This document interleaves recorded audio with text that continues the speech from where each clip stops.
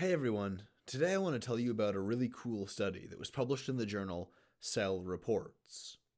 If you've been following any of the medical news coming out of the FDA, chances are you've noticed that there's been a surge in articles about psychedelics.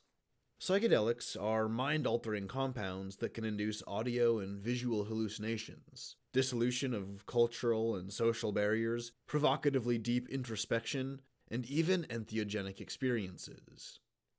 Shaman and medicine men in cultures across the world have used psychedelics for tens of thousands of years, citing their power as aids for spiritual development and personal growth. In the modern age, psychedelics have been banned outright, and even simple possession is, in many countries, an outright felony that can ruin your life. After the psychedelic experimentation in the 60s and 70s, there was a moral panic in the 80s, and ghoulish people like Ronald and Nancy Reagan and their misguided Just Say No campaign made the West throw itself down a dark stairwell of stupidity by hysterically reacting against any and all psychedelics. They literally treated these substances as if they were the works of Satan, and they totally denied any potentially beneficial aspect that they have. You can see this idiocy lingering even today, with otherwise respected mainstream scientists like Michio Kaku making ignorant and disparaging remarks about psychedelics ruining your brain. This could not be further from the truth, and when people like Mr. Kaku say stuff like this about psychedelics, they're just babbling from total ignorance. However, in the most recent few years, the stupid and uninformed taboo against psychedelics has started to fade away. And thanks to people like Rick Doblin and the Multidisciplinary Association for Psychedelic Studies, thanks to public speakers and psychonauts like Terence and Dennis McKenna, and thanks even to scientific laypeople like Joe Rogan, have all helped push along this cultural revolution to re-welcome psychedelics into our lives. Psychedelics are finally being studied openly and scientifically for the first time, and we're learning just how powerful they really are. The study that I want to talk about today is one of these, and it found that, quote, serotonergic psychedelics increase neuritogenesis, spinogenesis, and synaptogenesis, unquote. In other words, this means that psychedelics like psilocybin mushrooms, LSD, and DMT are able to encourage the formation of neurites and dendritic spines, which all branch off of the neuron. And it also can increase synaptogenesis, which means that these neurons are making more synapses. They're making more connections to other neurons, which makes the tissue more interconnected, more responsive, and less prone to neurological imbalances that are associated with things like depression and anxiety.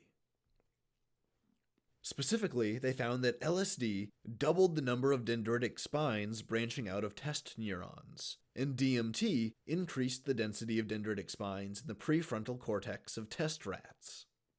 They also found that DMT could greatly assist in promoting fear extinction.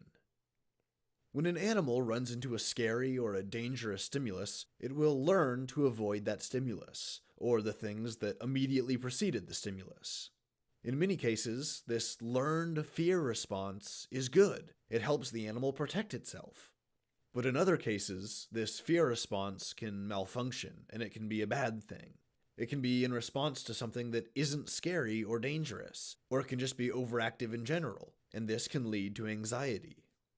Fear extinction is a phenomenon wherein the neural circuitry programming this fear response is, in a manner of speaking, wiped clean, and the animal no longer has that fear response.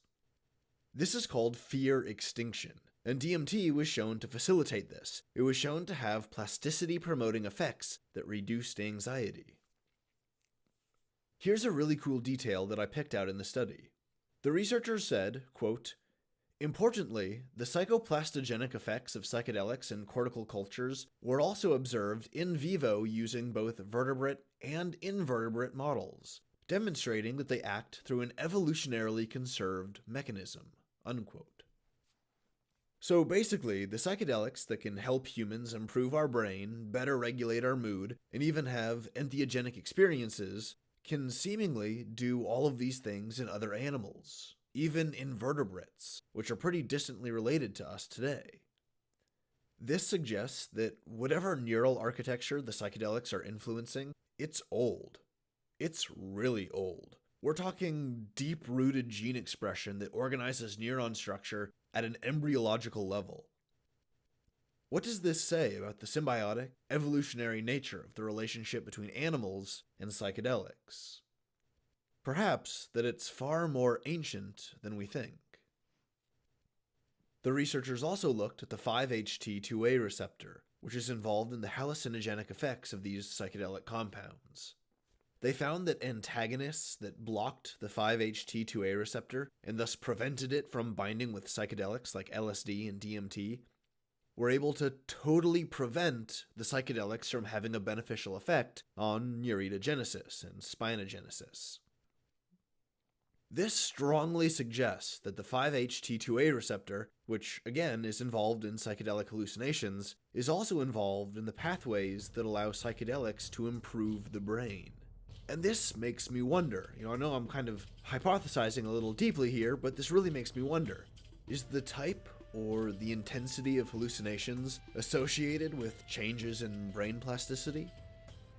If it does, then does conscious control, or at least conscious mindfulness of the hallucinations, have any role in these physiological changes? Now, I know I'm kind of walking pretty far out on a limb here, but this is just too juicy not to ask out loud. Could these hallucinations, and the patient's response to them, could this somehow be a vector for the mind to consciously alter its own structure? Maybe not down to the level of individual neurons, but maybe at least on a generalist level. Could you, for example, take psychedelics and then think about, music or something, and then every time you have an audio hallucination, you just really dive into it and listen to it and focus on it? Would that then be able to improve your brain's capacity for processing and perceiving sound, or more specifically, music? If something like this could be shown in a lab, it would be fucking crazy. The implications for consciousness and philosophy in human society would be incredible.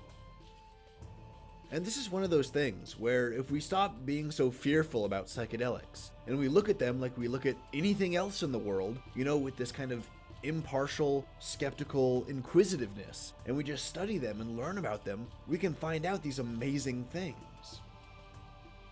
I'm really glad that as a society, we're slowly but surely getting over this hysterical and stupid taboo about psychedelics. And hopefully as we go into the future, we can treat psychedelics with a little more maturity and a little more respect, and then we can fully benefit from all of the things that psychedelics have to offer.